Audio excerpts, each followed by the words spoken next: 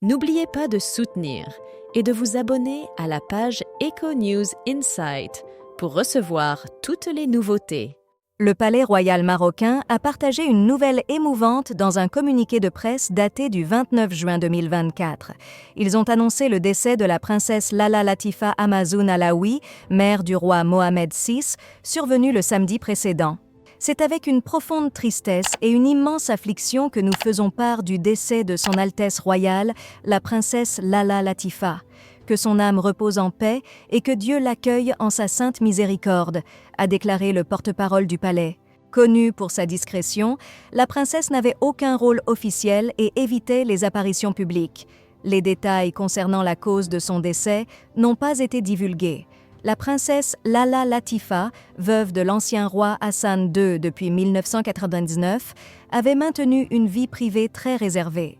Des rumeurs non confirmées mentionnent qu'elle aurait été mariée à l'ex-chef de la sécurité du roi Hassan II, partageant son temps entre la France et le Maroc. Selon des informations de African Intelligence, elle disposait d'une résidence en région parisienne, souvent visitée par son fils, surtout après que sa santé eut commencé à se détériorer.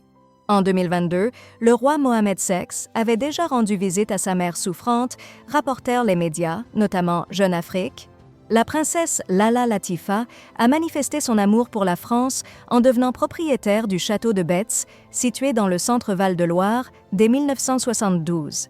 Elle y résidait avec son second époux, selon des informations rapportées par Africa Intelligence et reprises par Histoire royale.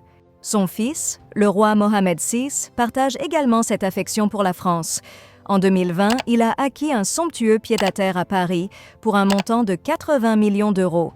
Cette résidence, localisée au 20 avenue Émile Deschanel dans le 7e arrondissement, était précédemment la propriété de Khaled Ben Sultan Ben Abdelaziz Al Saoud, un membre éminent de la famille royale saoudienne et ancien vice-ministre de la Défense.